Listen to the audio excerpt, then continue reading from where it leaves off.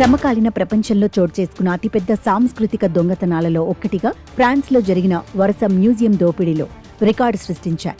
ఇప్పటికే ప్రపంచ ప్రసిద్ధిగాంచిన లావ్రే మ్యూజియంలో జరిగిన భారీ చోరీ యావత్ ప్రపంచాన్ని దిగ్భ్రాంతికి గురిచేసిన విషయం తెలిసిందే.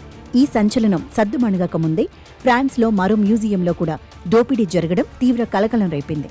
ఈ ఘటనలు ఫ్రాన్స్లోని చారిత్రక సంపద భద్రతపై అనేక ప్రశ్నలను లేవనెత్తుతున్నాయి.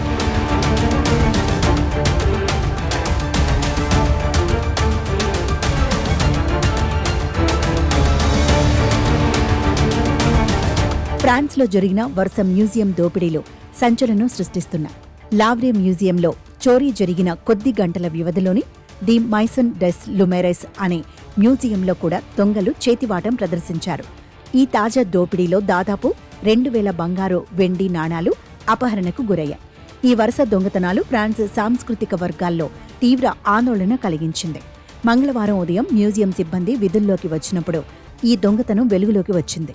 మ్యూజియం తలుపులు తెరిచి చూడగా లోపల ప్రదర్శన కోసం ఏర్పాటు చేసిన అద్దాలు పగిలి ఉండటం సిబ్బంది గుర్తించారు. వెంటనే అప్రమత్తమైన వారు ఉన్నతాధికారులకు సమాచారం అందించారు. దొంగలు ప్రదర్శన అద్దాలను పగలగొట్టి వాటి వెనుక భద్రపరిచిన విలువైన నాణాలను ఎత్తుకెళ్లినట్లు ప్రాథమిక దర్యాప్తులో తేలింది. అపహరణకు గురైన ఈ 2000 వెండి, బంగారు నాణాలకు సుదీర్ఘ చరిత్ర ఉంది. స్థానిక మీడియా నివేదికల ప్రకారం ఈ పురాతన నాణాలు క్రీస్తు శకం 1790 నుండి 1840 మధ్య కాలానికి చెందినవిగా గుర్తించారు. ఈ నాణాలు మ్యూజియం ఉన్న భవనాన్ని 2011లో పునరుద్ధరిస్తున్న సమయంలో భూమి లోపల కనుగొన్నారు.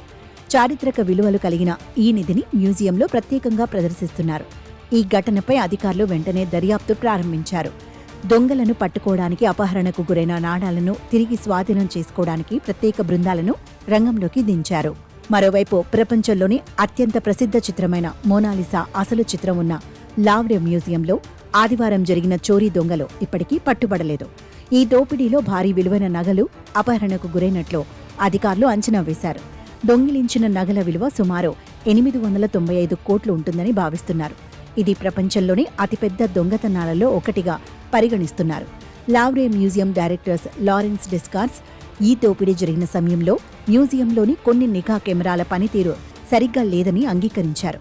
ఇది దొంగలకు దోపిడీకి అనుకూలంగా మారిందని విశ్లేషకులు భావిస్తున్నారు. ఈ 2 దొంగతనాల వెనుక ఎవరు ఉన్నారనేది ఇప్పటివరకు స్పష్టంగా తెలియకపోయినా అధికారులు మాత్రం దీని వెనుక కరుడుగట్టిన అంతర్జాతీయ దొంగల ముఠ పింక్ ప్యాంథర్స్ హస్తం ఉండవచ్చని అనుమానిస్తున్నారు. ఈ వరుస దొంగతనాలు మ్యూజియంలలో భద్రతా ఏర్పాట్లు మరియు చారిత్రక సంపద పరిరక్షణపై ప్రపంచవ్యాప్తంగా చర్చకు దారితీశాయి. ఫ్రాన్స్ ప్రభుత్వం ఈ ఘటనలను సీరియస్గా తీసుకొని తక్షణమే భద్రతను పటిష్టం చేయాలని నిర్ణయించింది.